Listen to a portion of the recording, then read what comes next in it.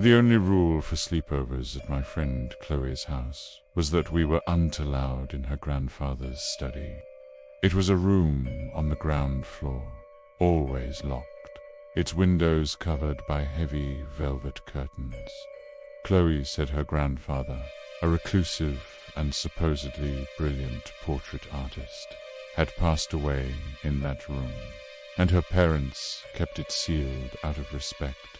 Naturally, the forbidden room was the only place we wanted to go.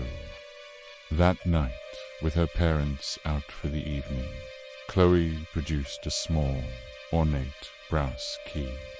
"Tonight," she whispered, her eyes gleaming with defiant excitement, "we see what's inside." The room was a shrine to one person, Chloe. Every wall was covered, floor to ceiling, with portraits of her, dozens of them. There was Chloe as a baby, Chloe as a toddler, Chloe on her first day of school. But as we moved deeper into the room, the portraits became wrong. The paintings of her at our current age, 13, were unsettling. In one, her smile was a little too wide, her teeth a little too sharp. In another, her eyes were solid black pools of ink. The final portrait, resting on a large easel in the center of the room, was the most horrifying. It depicted Chloe, but her skin was a pale, bluish gray.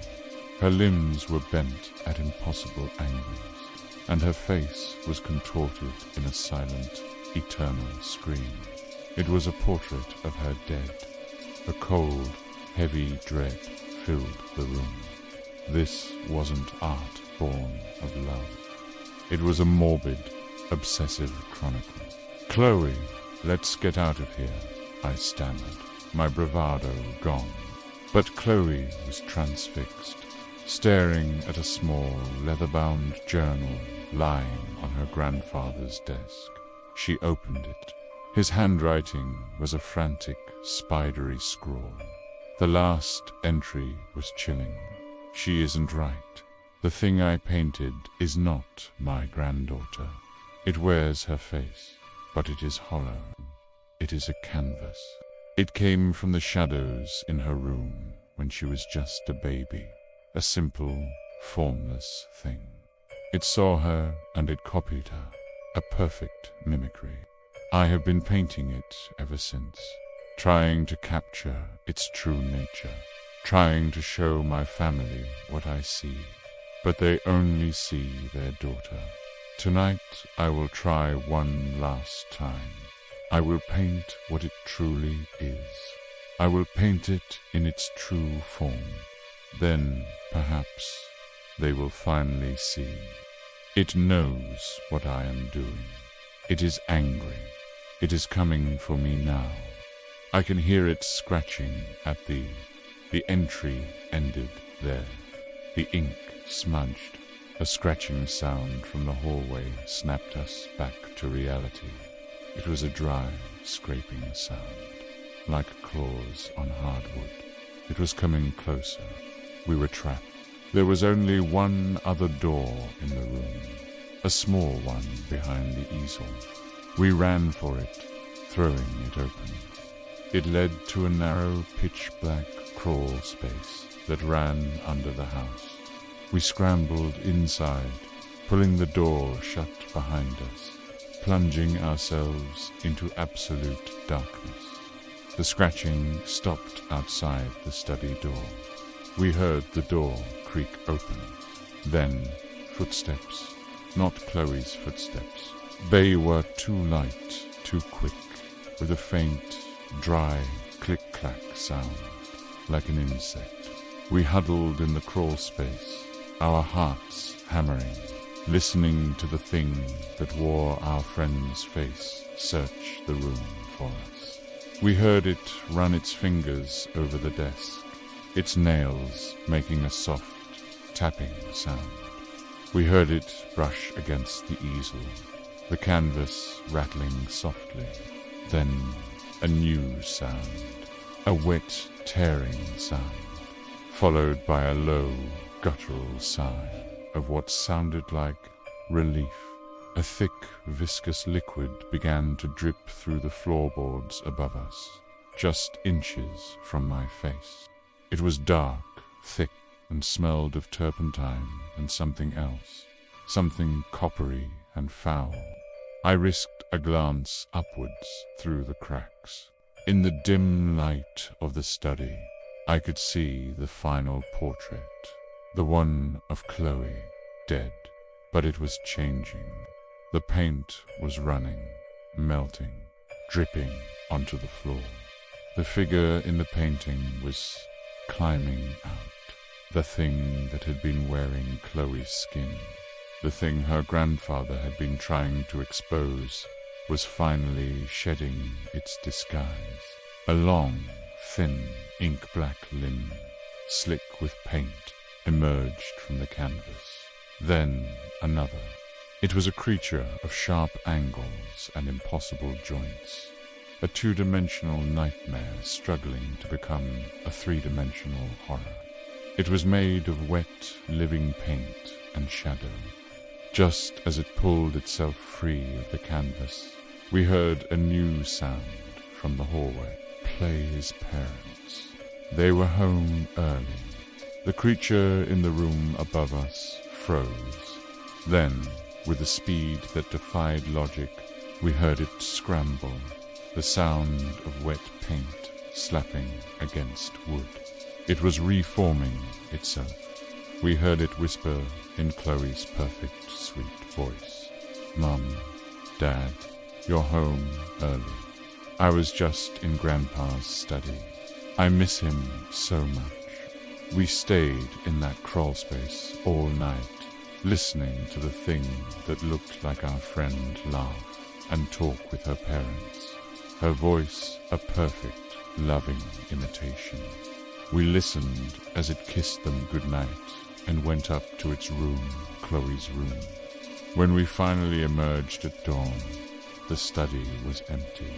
The final, horrifying portrait was gone, the easel bare. We fled the house, and I never saw Chloe again. Her parents called mine, frantic, saying I had run off in the middle of the night. They said Chloe was heartbroken, that she had no idea why I would leave. She sounded so convincing. A perfect, hollow canvas. Her grandfather hadn't died of natural causes. He'd been a canvas, too. And when he was used up, the creature had simply moved on to a newer, fresher one.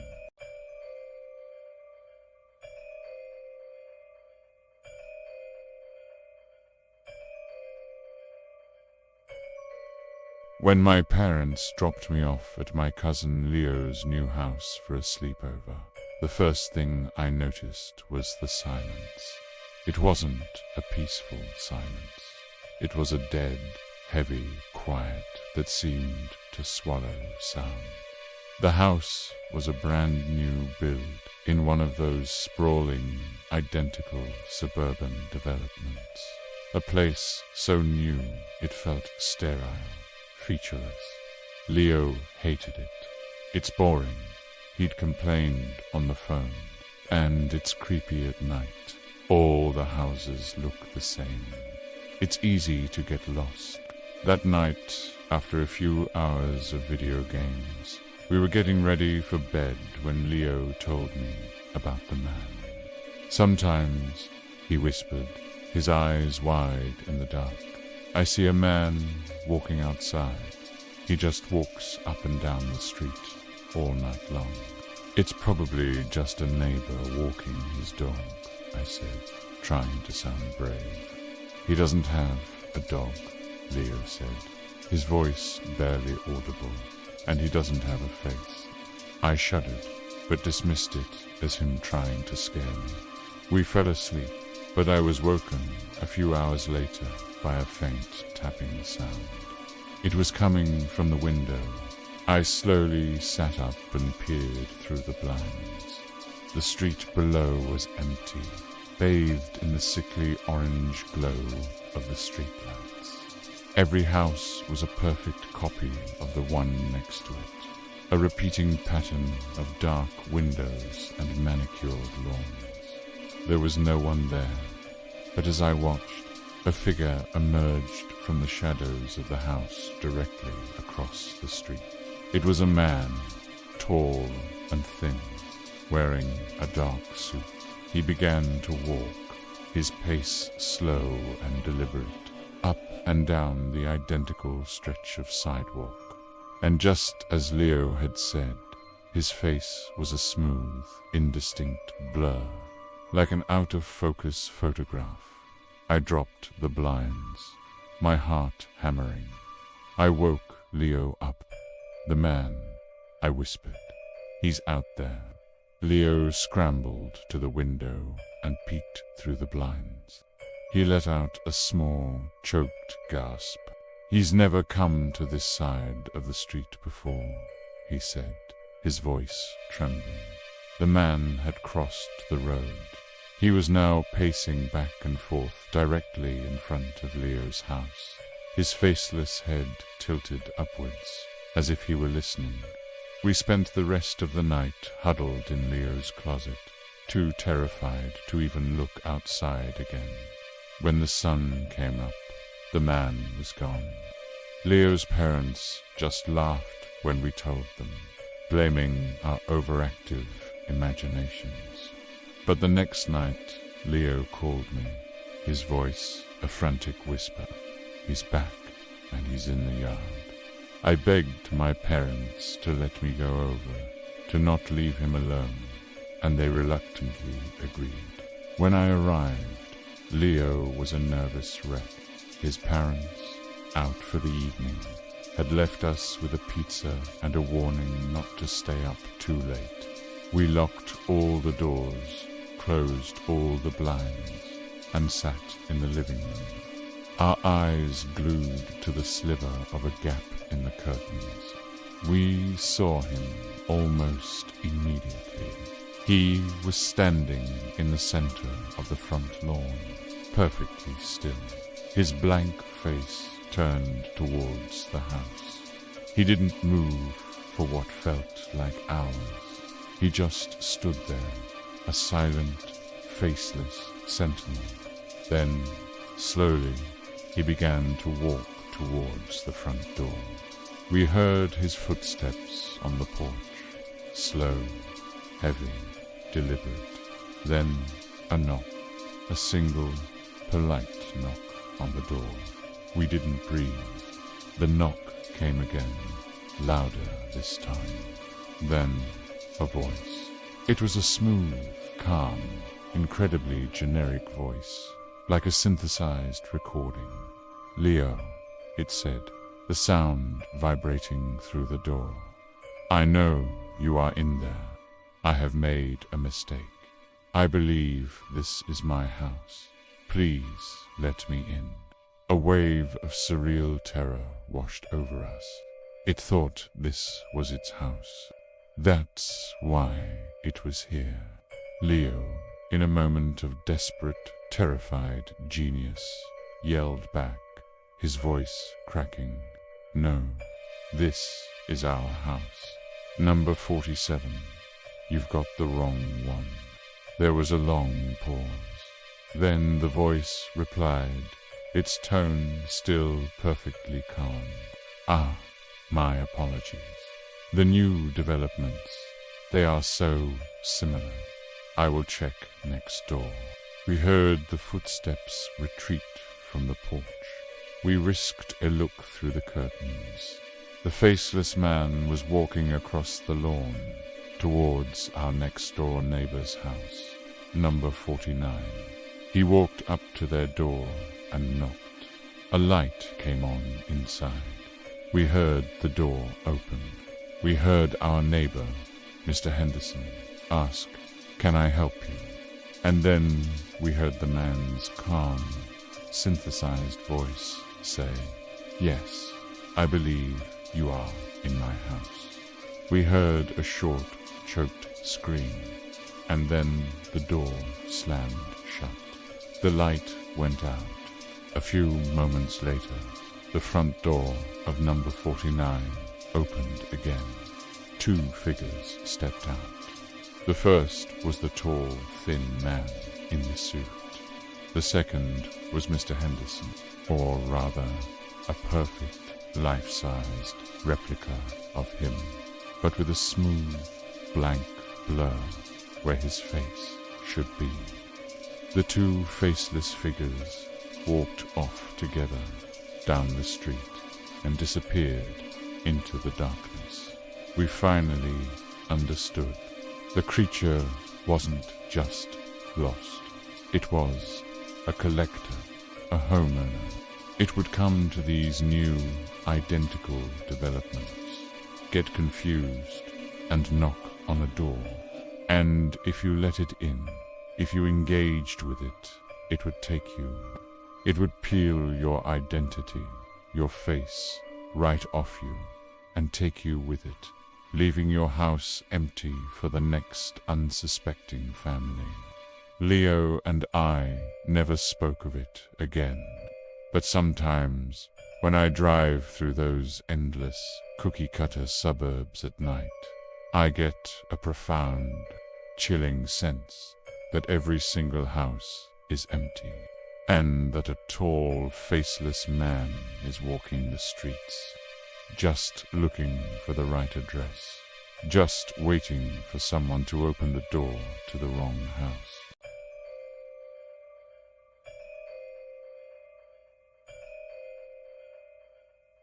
Camp Whisper Lake was supposed to be the best summer of my life. It was a classic sleepaway camp, all rustic cabins, campfire songs, and a deep, cold lake that was perpetually covered in a thin layer of mist. The camp had one strange tradition, a rule that was repeated to us on the first night by the head counselor, a stern man named Mr. Albright. After lights out, he'd said, his face grim in the firelight, you may hear whispering outside your cabins. It is just the wind in the pines. You do not listen, you do not answer, and you do not, under any circumstances, go outside. For the first week, the nights were silent, save for the crickets and the loons. The whispering began in the second week. It wasn't like the wind at all. It was a chorus of faint, sibilant whispers, seeming to come from all directions at once. You couldn't make out any words, but the sound itself was filled with a strange, hypnotic cadence. It was unsettling, but we all followed the rule. We stayed in our cabins, huddled in our bunks, and ignored it. The first person to break the rule was a boy from cabin 7 named Kevin. He was a known troublemaker, always pushing boundaries. One night, he decided the whispering was just the counselors trying to scare us. He slipped out of his cabin to prove it. He never came back. The next morning, his bunk was empty.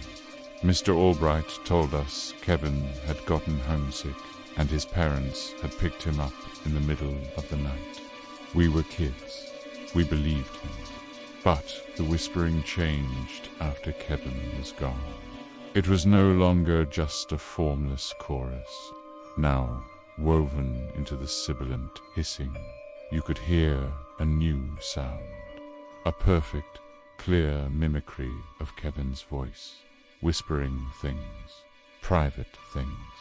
It whispered about the fear of heights he'd admitted to his bunkmate. It whispered about the crush he had on one of the girls from cabin 4. It was using his secrets, his voice, as a lure. A quiet, creeping terror began to spread through the camp. We knew Kevin hadn't gone home. He had been taken by the whispers. He had become part of them. The counselors doubled down on the rules, their faces tight with a fear they tried to hide. My turn came a few nights later. I was lying in my bunk, listening to the cacophony of whispers outside, when I heard my own voice among them. It was a perfect copy, whispering a secret I had never told another living soul. My profound, paralyzing fear of being forgotten. The sound of my own voice, weaponizing my deepest vulnerability against me, was a violation so complete it nearly broke my mind. The whispers called to me, promising me I would never be forgotten, that I would become part of something eternal, that I would be remembered forever. To pull to go outside, to join them, was a physical ache in my chest.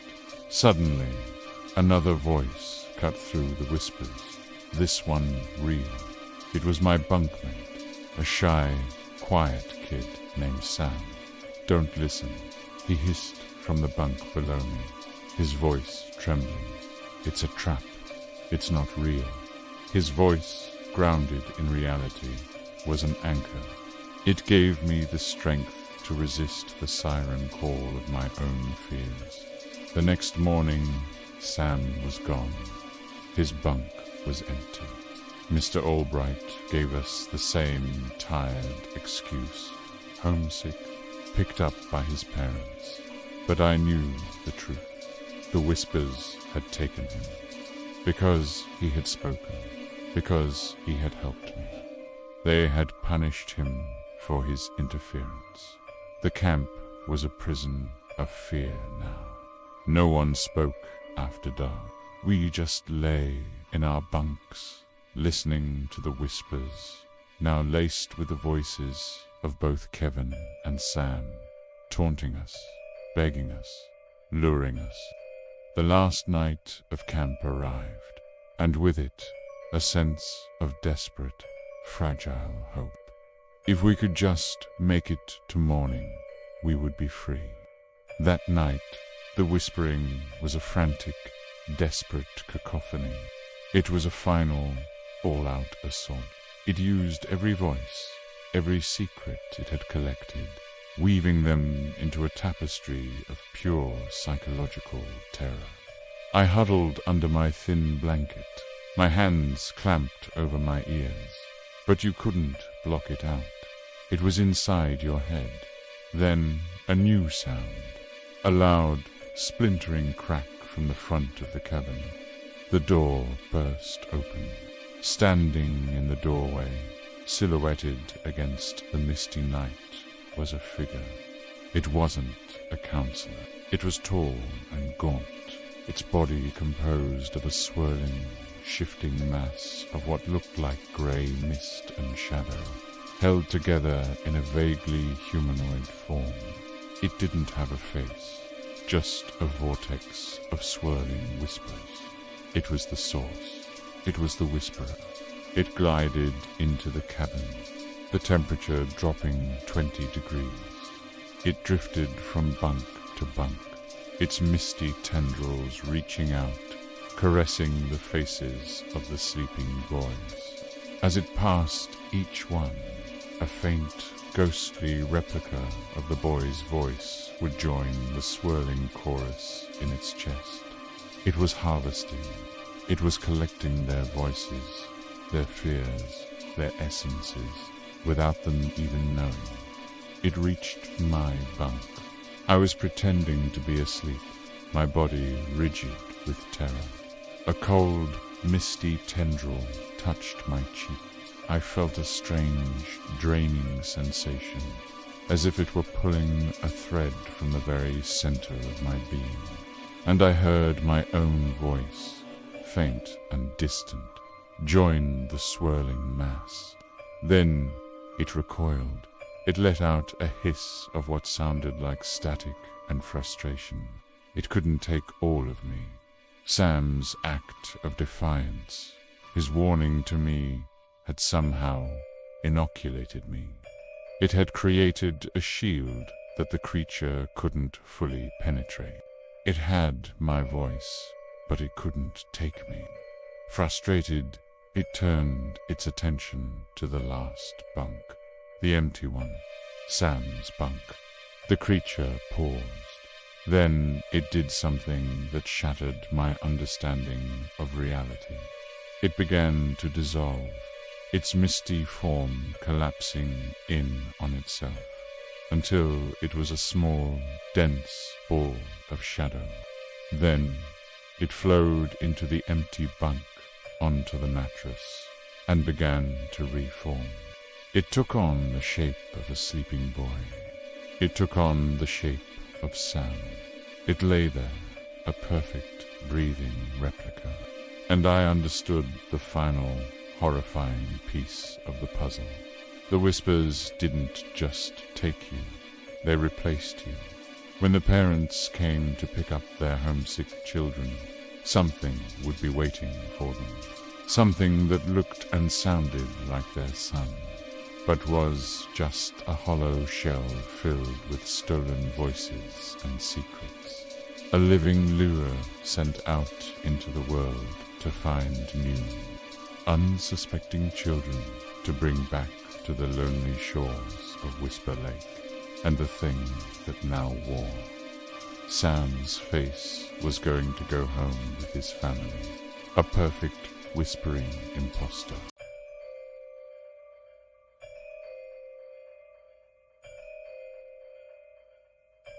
The sleepover at Jessica's was my first cool kids invitation, and I was desperate to fit in.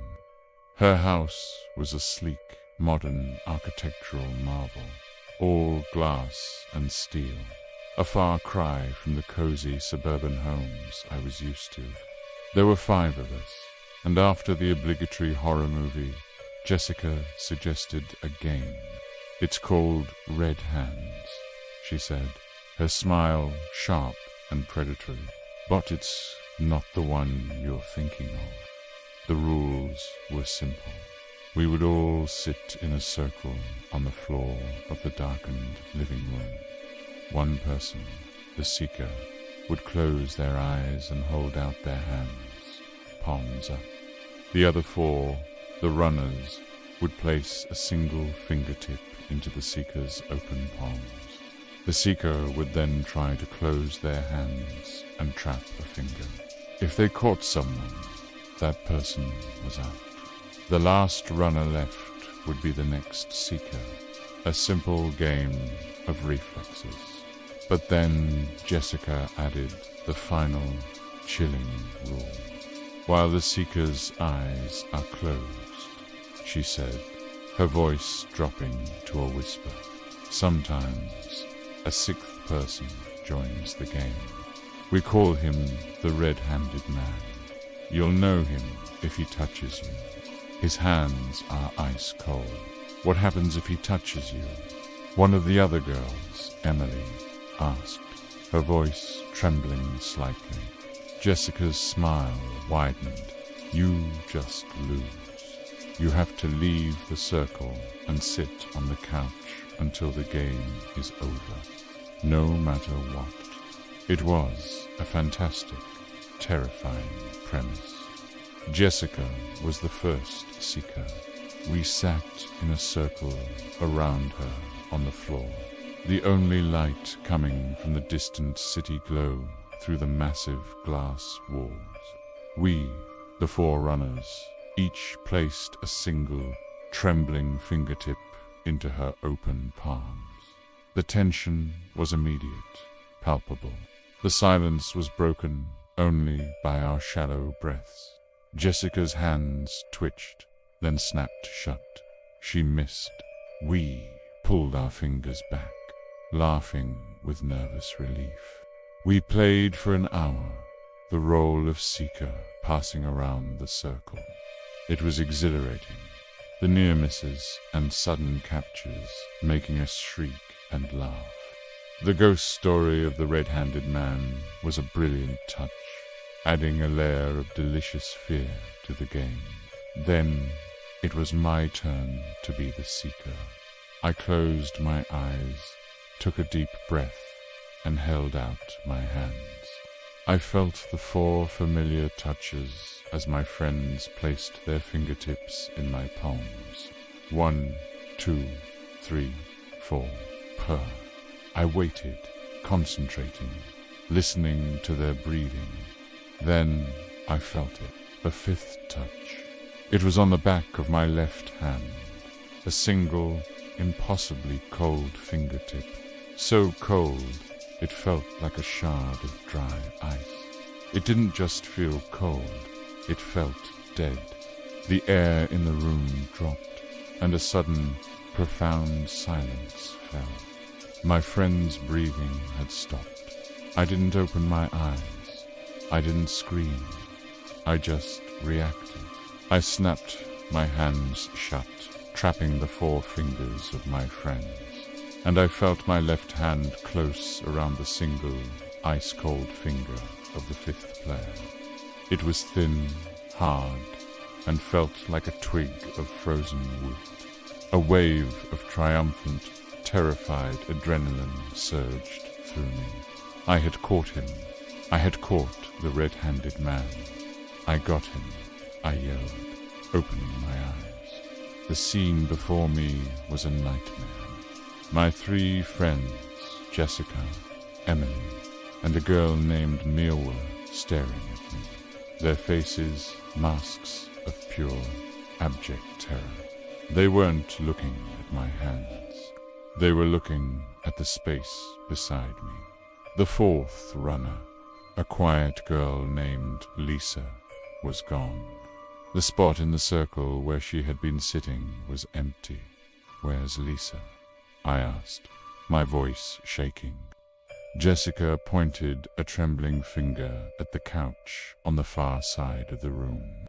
Lisa was sitting there, her back to us, perfectly still. You caught her," Jessica stammered. "She lost. She had to go to the couch." But I hadn't caught Lisa. I had her finger in my right hand. I looked down at my hands.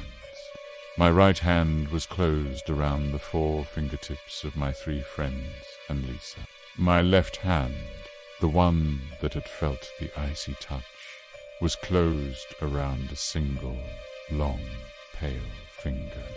It was grey, bloodless, and attached to nothing. It just ended at the knuckle. As I watched, horrified, it dissolved into a puff of grey, cold dust. "What's going on?" I demanded. Emily started to sob. "It's the game," she whispered. "We didn't know it was real. We thought Jessica was making it up." I turned to Jessica. Her predatory smile was gone, replaced by a look of waxy, terrified guilt. "The house. It's a new house," she said, her voice cracking. "But the land is old, very old. Something lives here, something that likes to play. My parents told me the rule. If you feel the cold touch, you lose. You have to go to the couch. It's the only way to be safe. You have to remove yourself from the game." I looked over at Lisa, still sitting motionless on the couch, and I finally understood the horrifying truth. The red-handed man wasn't a legend. He was a player. He would join the game, and his touch was a mark. When he touched you, you had a choice. You could declare that you lost and leave the circle, forfeiting the game and saving yourself. But if you didn't, if you stayed in, if the seeker caught you after you'd been touched, he claimed his prize. Lisa hadn't known the real rule.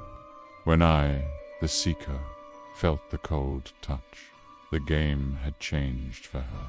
She should have pulled her finger out, declared she was out, and gone to the couch. But she'd stayed in, and I had trapped her in the game with him. I slowly stood up and walked towards the couch. "Lisa," I said softly. I reached out and touched her shoulder. She toppled over onto the cushions, her body stiff. Her skin was ice cold, and her face was a smooth, featureless expanse of pale skin, her features wiped clean. He hadn't just taken her, he had erased her. All that was left of her was the single, dusty finger I had caught in my hand. He hadn't just been playing for a finger, he'd been playing for keeps. And that night, in a game of red hands, we had let him win.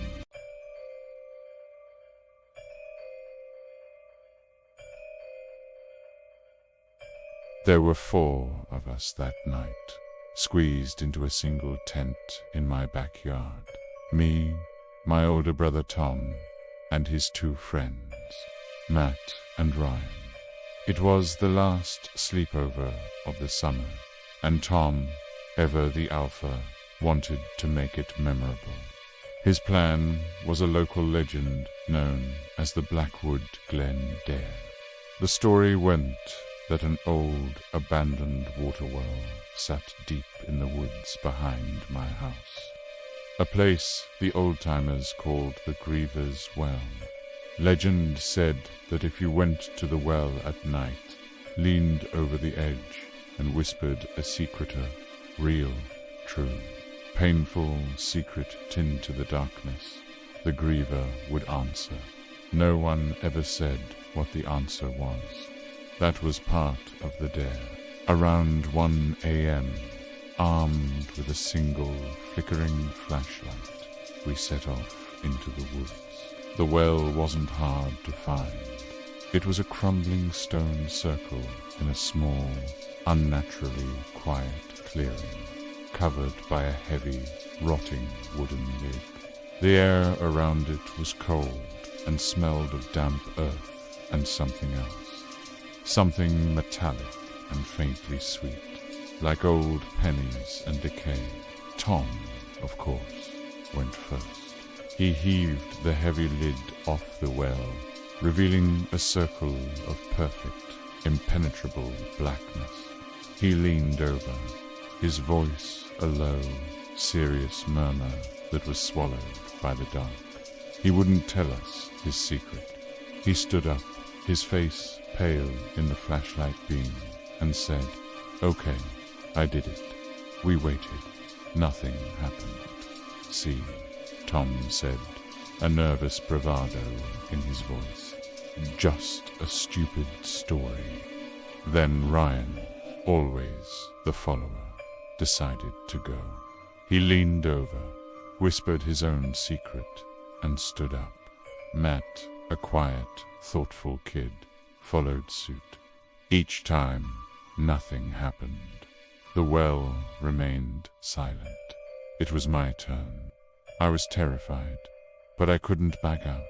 I leaned over the edge, the cold, damp air rising up to meet me, and I whispered my secret, the dumb, painful secret of a 14-year-old boy. I whispered that I was in love with a girl who didn't know I existed. The moment the words left my lips, a sound came from the well. It wasn't a voice. It was a single, soft, wet plop, like a pebble being dropped into deep water. And then a sound that made my blood run cold. Laughter. It was a girl's laughter, faint and distant, echoing up from the impossible depths. And it was her laughter. The girl from my secret.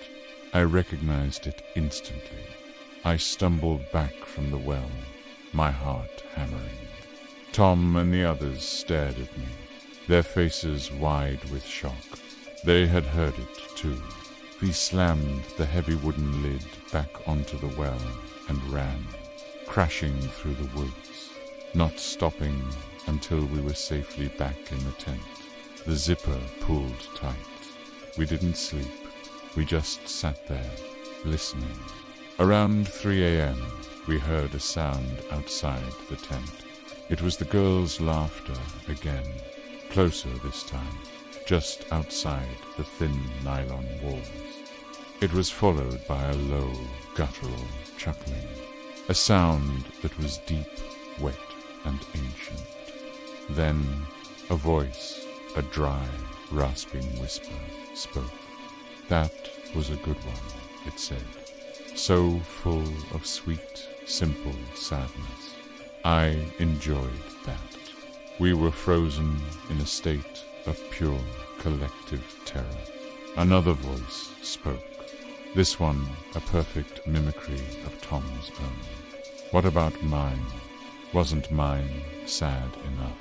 Oh yes, the rasping voice replied, fear of failure, a classic, so sharp, so bitter, it paused.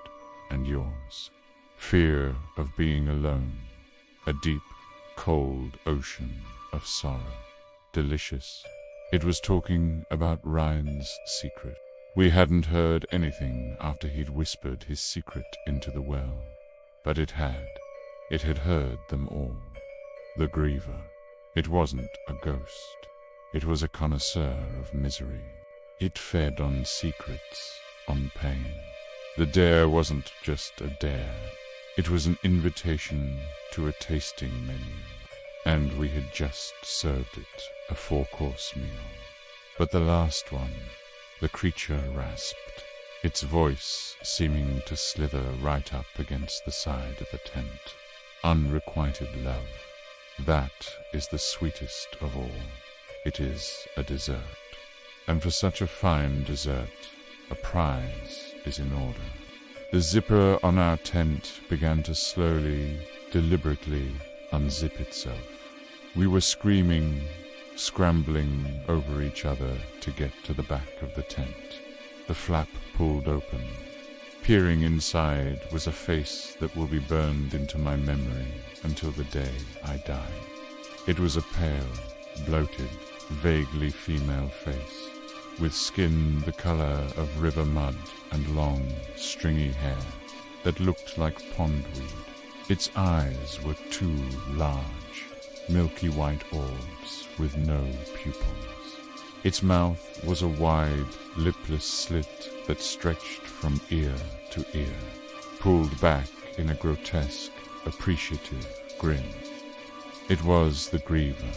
It reached a long, webbed, 3-fingered hand into the tent.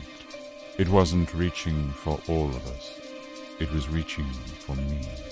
A prize, it gurgled, its voice the sound of mud and water bubbling, for the sweetest secret. Tom, in a burst of pure, selfless courage, grabbed the heavy metal flashlight and brought it down on the creature's hand with all his might. The griever let out a gurgling shriek of pain and surprise, snatching its hand back. It stared at us for a long, hateful moment, its milky eyes seeming to fix on each of us in turn. Then it turned and dissolved into the darkness, the sound of a girl's laughter trailing behind it. We never spoke of that night again. We all drifted apart after that summer, the shared trauma, a wall between us. But I know what the griever is. It's a parasite of the heart, an emotional vampire that lives in the dark, wet places of the world. And I know that the dare wasn't a one-time event. The well is still there. The griever is still hungry. And it's still listening, waiting patiently for the next group of kids to come along, ready to whisper their darkest, most painful secrets into the deep, dark water, never knowing that they're not just telling a story. They're ringing the dinner bell.